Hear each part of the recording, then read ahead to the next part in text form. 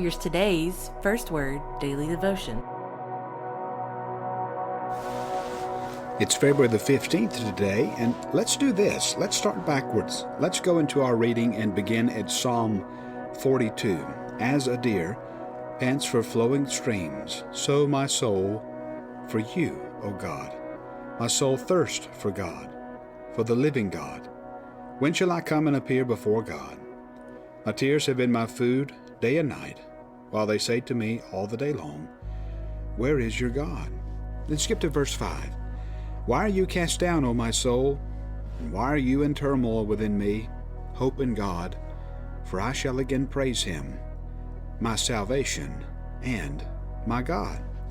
And the reason why I wanted to start in Psalm 42 today in our readings is because we encounter on the 15th day of February, Exodus chapter 33 through 34. And this is one of the most significant passages as it relates to God's dealing with his people.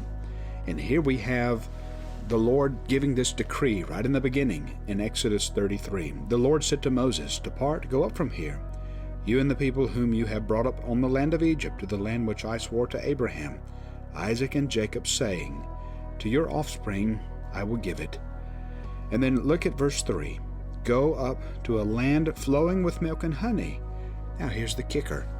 But I will not go up amongst you, lest I consume you on the way, for you are a stiff-necked people. So here the people are faced with a choice.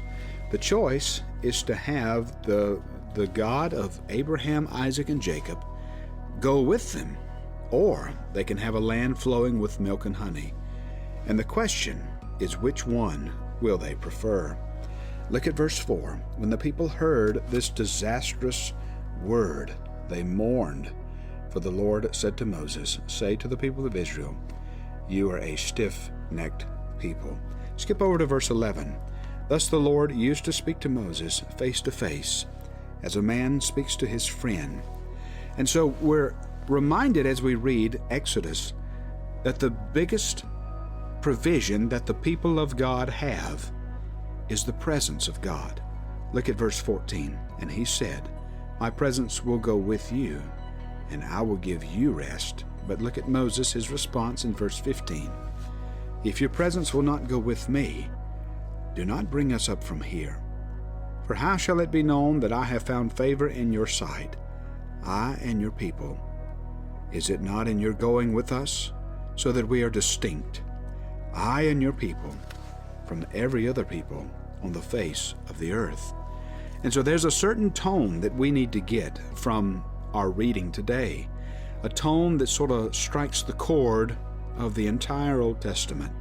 Here is this desire that God has to not just deliver his people, to not just give them things, but to be their blessing, to himself in his presence be their greatest provision.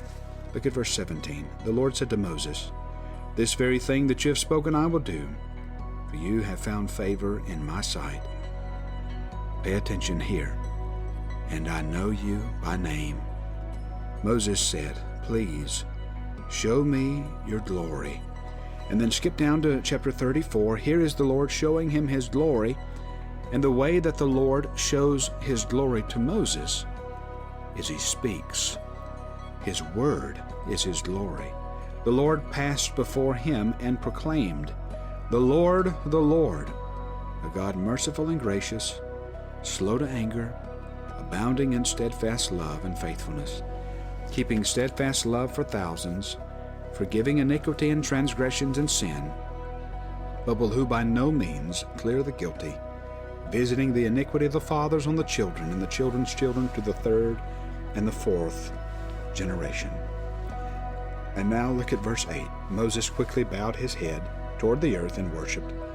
And he said, if now I have found favor in your sight, O Lord, please let the Lord go in the midst of us, for it is a stiff-necked people, and pardon our iniquity and our sin, and take us for your inheritance.